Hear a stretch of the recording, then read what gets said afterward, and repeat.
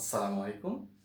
গত পর্বে আমরা টলুইনের পার্শ্ব শিকলের বিক্রিয়া দেখেছি। আজকে আমরা টলুইনের নিউক্লিয়াসের বিক্রিয়া নিয়ে আলোচনা করব। তো টলুইনের যে নিউক্লিয়াস সেটা মূলত ইলেকট্রোফিলিক প্রতিস্থাপন বিক্রিয়া দেয়। টলুইনের নিউক্লিয়াস বলতে বোঝায় যে টোটাল যে বেনজিনটা আছে সেটা। তো বেনজিনে কি আছে? আমাদের পাই ইলেকট্রন আছে। তো এই পাই ইলেকট্রনের আকর্ষণে টলুইন নিজেও কি ইলেকট্রোফিলিক বিক্রিয়া দেয়। তো ইলেকট্রোফিলিক বিক্রিয়া আমরা বেনজিনেও পড়েছিলাম। বেনজিনে কি কি ছিল? 4 ধরনের বিক্রিয়া ছিল: নাইট্রেশন, হ্যালোজেনেশন, সালফোনেশন এবং ফিডেল ক্রাব বিক্রিয়া। তো ফিডেল ক্রাব বিক্রিয়া দুই ধরনের ছিল, একটা হচ্ছে অ্যালকাইলেশন এবং অ্যাজাইলেশন। তো টলুইনের ক্ষেত্রে শুধু অ্যালকাইলেশনটা শিখব এবং হ্যালোজেনেশন, সালফোনেশন এবং নাইট্রেশনও শিখব। তার আগে আমাদের একটা বেসিক আলোচনা করতে হবে। বেসিক আলোচনাটা হচ্ছে আমাদের টলুইন নিয়ে। দেখো, টলুইন আর বেনজিনে একটা জিনিসের ঝামেলা হচ্ছে, কোনো ঝামেলাই না, এই যে টলুইন সেটা হচ্ছে অর্থ প্যারা নির্দেশক। অর্থ প্যারা নির্দেশক। তো অর্থ প্যারা নির্দেশক কি সেটা নিয়ে আমরা পরবর্তীতে আলোচনা করব। তো অর্থ প্যারা নির্দেশকের ব্যাপারটা হচ্ছে, আমরা বেনজিনের বিভিন্ন লোকেশন সম্পর্কে জেনেছিলাম, অর্থ, মেটা এবং প্যারা, রাইট? যে যদি আমাদের বেনজিনের এই জায়গায় কোনো কিছু থাকে তাহলে এর কাছে যেটা, সেই পজিশনটা হতো অর্থ, এই মধ্যবর্তী পজিশন হতো মেটা এবং দূরবর্তী পজিশন হতো প্যারা। তো অর্থ প্যারা নির্দেশকের অর্থ হচ্ছে, টলুইনের যদি কোনো প্রতিস্থাপক যুক্ত হয় তাহলে মাস্ট বি এর অর্থ পজিশন এবং প্যারা পজিশনে প্রতিস্থাপকটি যুক্ত হবে এবং মেটা পজিশনে কোনো প্রতিস্থাপক যুক্ত হবে না। তো এটাই হচ্ছে অর্থ প্যারা নির্দেশক। তাহলে যেটাই বিক্রিয়া করবে সেটাই অর্থ এবং প্যারা পজিশনে আক্রমণ করবে। এবং যদি আলোচনা করি যে এরা যখন একই সাথে তৈরি হবে, টলুইনের সাথে যে কোনো প্রতিস্থাপক যখন যুক্ত হবে দুই ধরনের যৌগই তৈরি করবে। বুঝতে হয়তো কষ্ট লাগছে, আমরা উদাহরণের মাধ্যমে বা বিক্রিয়া দেখানোর মাধ্যমে দেখছি। দেখো, ইলেকট্রোফিলিক প্রতিস্থাপনের 1 নম্বর আমাদের বিক্রিয়া ছিল হ্যালোজেনেশন। হ্যালোজেনেশন বিক্রিয়া, হ্যালোজেনেশন। তো হ্যালোজেনেশন আমরা বেনজিনে পড়েছি, এবার টলুইনে পড়ব। দেখো, টলুইনের হ্যালোজেনেশনে কি হতো? বেনজিনের এই হচ্ছে টলুইন CH3, এখানে আমরা হ্যালোজেন হিসেবে ক্লোরিন নিলাম, সেটাকে বিক্রিয়ক হিসেবে ফেরিক ক্লোরাইড নেব, তাই না? সরি, প্রভাবক হিসেবে ফেরিক ক্লোরাইড নেব, ফেরিক ক্লোরাইড। তো এই ফেরিক ক্লোরাইড কি করবে? এটা যে আমাদের উৎপাদ তৈরি করবে সেটা দুই ধরনের উৎপাদ তৈরি করবে। আমাদের টলুইন তো টলুইনই থাকবে, যেহেতু এটা নিউক্লিয়াসে আক্রমণ করবে, তাহলে এই প্রতিস্থাপকটা কোথায় যাবে? আমাদের নিউক্লিয়াসে যাবে। তো এটা হচ্ছে অর্থ পজিশন, ক্লোরিন যুক্ত হলো, তাহলে এটার নাম কি? অর্থ ক্লোরো টলুইন, তাই না? এটার নাম হচ্ছে অর্থ ক্লোরো টলুইন। তাহলে টলুইন যখনই বিক্রিয়া করবে অর্থ প্যারা দুই পজিশনে বিক্রিয়া করবে। তাহলে এখানে যদি অর্থ তৈরি হয় তাহলে অবশ্যই প্যারাও তৈরি হতে হবে, তো মিথাইল, এবং এর প্যারা পজিশনেও ক্লোরিন যুক্ত হবে, এটার নাম হবে প্যারা ক্লোরো টলুইন। এবং যদি লক্ষ্য করি এখানে যেহেতু হাইড্রোজেন প্রতিস্থাপন হয়েছে, তাই এখানে কি তৈরি হবে? HCl তৈরি হবে, তাই না? এখন দেখো, এখানে বেনজিন বা টলুইন আছে দুইটা, তাহলে এখানে অবশ্যই কি দিতে হবে? 2 দিতে হবে, রাইট? তো আবার দেখো, এখানে দুইটা যদি হয়, এখানে ক্লোরিন আছে দুইটা, এখানে আছে কয়টা? দুইটা, এখানে আছে একটা, তাহলে ব্যাপারটা কি হচ্ছে? ব্যাপারটা হচ্ছে এখানেও আমাদেরকে এর সমতার জন্য 2 দিতে হবে। তাহলে কি হলো? এখানে ক্লোরিন হচ্ছে 4টা, এখানে হচ্ছে 2টা, তাহলে কি হবে? এখানেও আমরা 2 দিয়ে দেব। তাহলে দেখো, 4টা ক্লোরিন মিলে গেছে। এবার যদি সেম ভাবে হ্যালোজেনেশনের পর আমরা নাইট্রেশন নিয়ে আলোচনা করি, 2 নম্বর হচ্ছে নাইট্রেশন। নাইট্রেশনের ক্ষেত্রে কি হতো? এই হচ্ছে আমাদের টলুইন, সেটাকে বিক্রিয়া দেবো কি হিসেবে? নাইট্রিক অ্যাসিডের সাথে, এবং বিক্রিয়ক হিসেবে থাকবে কি? সালফিউরিক অ্যাসিড, গাঢ় সালফিউরিক অ্যাসিড, রাইট? এবং নাইট্রিক অ্যাসিড, এই সালফিউরিক অ্যাসিড যেটা আছে H2SO4, এটাকে অবশ্যই তীব্র হতে হবে কার থেকে? নাইট্রিক অ্যাসিডের থেকে। যদি এটা তীব্র হয় তাহলে নাইট্রিক অ্যাসিড কি হিসেবে কাজ করবে? ক্ষার। আমরা আগেও পড়েছি একই বিক্রিয়ায় যদি দুইটা অ্যাসিড থাকে তাদের মধ্যে একটা তীব্র হবে আর একটা কম তীব্র হবে। তো বেশি তীব্রটা কি হিসেবে কাজ করবে? অ্যাসিড হিসেবে কাজ করবে বা অ্যাসিডের ধর্ম প্রদর্শন করবে, আর যেটা কম তীব্র সেটা ক্ষারের ধর্ম প্রদর্শন করবে, অর্থাৎ হাইড্রক্সিল তৈরি করবে। তো এই নাইট্রিক অ্যাসিড এইভাবে ভাঙবে, ভেঙে এই নাইট্রোমূলকটা হচ্ছে পজিটিভ, এই হাইড্রক্সিল হচ্ছে নেগেটিভ। তো এখানে হাইড্রোজেনকে প্রতিস্থাপন করবে কে? Positive charge. তাহলে কি উৎপন্ন হবে দেখি, অর্থ পজিশনে একটা নাইট্রোমূলক আর একটা তৈরি হবে প্যারা পজিশনে নাইট্রোমূলক যুক্ত হবে। তো এটা হচ্ছে অর্থ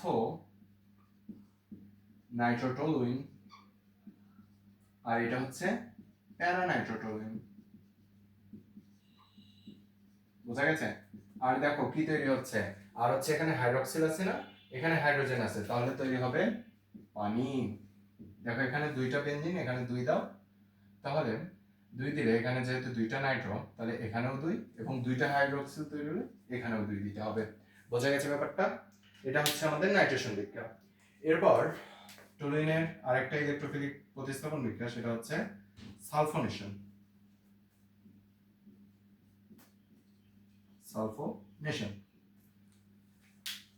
সালফোনেশনে কি হয়? সালফোনেশনে কি হবে? টলুইন কার সাথে বিক্রিয়া দেবে বলো তো? টলুইন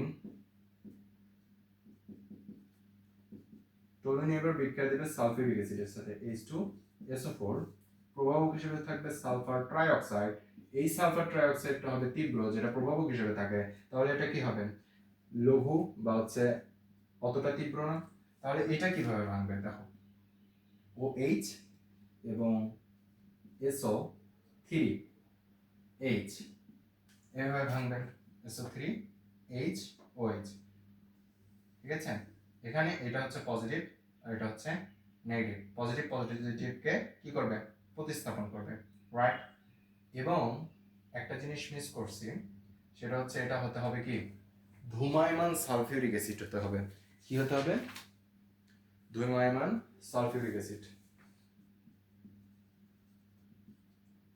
ধূমায়মান সালফিউরিক অ্যাসিড হতে হবে, রাইট? তো এই ক্ষেত্রে এটা তীব্র হলে এটা ক্ষারের মতো আচরণ করবে এবং হাইড্রক্সিল তৈরি হবে, এবং এই হাইড্রোজেনকে প্রতিস্থাপন করবে সালফোনিক মূলক। তখন কি হবে দেখো, তখন এই হচ্ছে টলুইন, টলুইনের অর্থ পজিশনে যাবে হচ্ছে SO3H, আর একটা টলুইনের প্যারা পজিশনে SO3H চলে যাবে। এটাকে আমি কি বলবো? এটাকে বলবো আমি, বলো, টলুইন সালফোনিক অ্যাসিড, রাইট? এবং এখানে যেহেতু অর্থ পজিশন আছে তাই এটাকে বলবো অর্থ টলুইন সালফোনিক অ্যাসিড, নিক অ্যাসিড। আর এটাকে কি বলবো? প্যারা টলুইন সালফোনিক অ্যাসিড। আর দেখো আর কি তৈরি হবে, এখানে যেহেতু হাইড্রোক্সিল তৈরি হয়েছে, দুইটা হাইড্রোজেন প্রতিস্থাপনে কি তৈরি হবে? পানি তৈরি হবে। তো পানি, দুইটা হাইড্রোক্সিল দুই অণু পানি তৈরি করবে। এখানে দুইটা টলুইন আছে তাই এখানে দুই, এবং দুই অণু পানির জন্য এখানেও কি দিতে হবে? দুই দিতে হবে। বোঝা গেছে?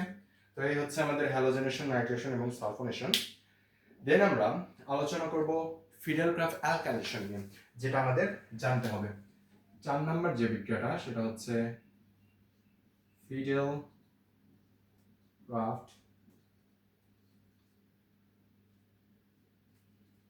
অ্যালকাইলেশন। ফিডেলক্রাফট অ্যালকাইলেশনে কি হয়? এখানেও পেয়ে যাবে টলুইন বিক্রিয়া করবে, আর তো কেউ বিক্রিয়া করবে না, তাই না? এখানে যেহেতু টলুইনের ধর্ম নিয়ে আলোচনা করা হচ্ছে, টলুইন বিক্রিয়া করবে মিথাইল ক্লোরাইডের সাথে, এবং প্রভাবক হিসেবে থাকবে সেম ভাবে অ্যালুমিনিয়াম ক্লোরাইড অনার্দ্র। অনার্দ্র অ্যালুমিনিয়াম ক্লোরাইড। তখন কি হবে? এইটা মিথাইল পজিটিভ এবং হচ্ছে ক্লোরাইড মাইনাস হিসেবে ভাঙবে। তো মিথাইল হাইড্রোজেনকে প্রতিস্থাপন করবে। এই হচ্ছে টলুইন, এর অর্থ পজিশনে একটা মিথাইল মূলক যাবে, আর একটা যাবে হচ্ছে আমাদের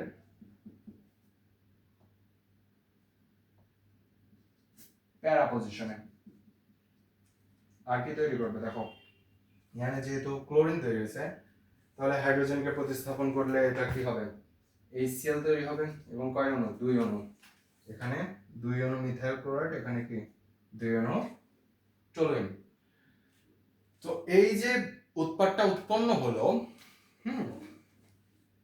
এই যে উৎপাদটা উৎপন্ন হলো সেটার নাম কি? দেখো আমি বলেছিলাম বেঞ্জিনের সাথে প্রতিস্থাপক হিসেবে দুইটা মিথাইল একসাথে থাকলে সেটাকে আমরা বলবো হচ্ছে জাইলিন। কি বলবো? জাইলিন। তো এইটা তৈরি হয়েছে অর্থোজাইলিন, আর এটা তৈরি হয়েছে কি প্যারাজাইলিন। আমি যদি লিখে দেই অর্থোজাইলিন আর এটা হচ্ছে প্যারাজাইলিন। ঠিক আছে? তো অর্থোজাইলিন এবং প্যারাজাইলিন, এটাকে আবার আমরা এই নামও দিতে পারি। অর্থোজাইলিনকে 1,2 ডাইমিথাইল বেনজিন, আবার প্যারাজাইলিনকে আমরা বলতে পারি 1,4 ডাইমিথাইল বেনজিন। তো এই বিক্রিয়ার মাধ্যমে এতগুলো বিক্রিয়া আমরা ইলেকট্রোফিলিক প্রতিস্থাপন জানলাম টলুইনের। তো এই ছিল আমাদের টলুইন নিয়ে যত আলোচনা। আমরা গত 2টা পর্বে আমরা কি আলোচনা করেছিলাম? টলুইন প্রস্তুতি আলোচনা করেছিলাম, টলুইনের পার্শ্ব শিকলের বিক্রিয়া, টলুইনের নিউক্লিয়াসের বিক্রিয়া এবং বেনজিন থেকে টলুইনের রূপান্তর শিখেছি। তো টলুইনের পার্শ্ব শিকলের 2 ধরনের বিক্রিয়া শিখেছি, একটা হচ্ছে প্রতিস্থাপন, একটা জারণ। আবার টলুইনের নিউক্লিয়াসের আবার 4 ধরনের বিক্রিয়া শিখেছি, একটা হচ্ছে হ্যালোজেনেশন, নাইট্রেশন, সালফোনেশন, ফিডেলক্রাফট বিক্রিয়া, ফিডেলক্রাফট অ্যালকাইনেশন। তো এই ছিল আমাদের টলুইন নিয়ে আলোচনা। এর পরবর্তী ক্লাসে আমরা অন্য কোনো টপিক নিয়ে আলোচনা করব, হয়তো জৈব বিজ্ঞান নিয়ে আলোচনা করব, অথবা আমরা অ্যালকেন, অ্যালকাইন এগুলো নিয়ে আলোচনা করব। ততদিন ভালো থাকবেন, সুস্থ থাকবেন। আসসালামু আলাইকুম।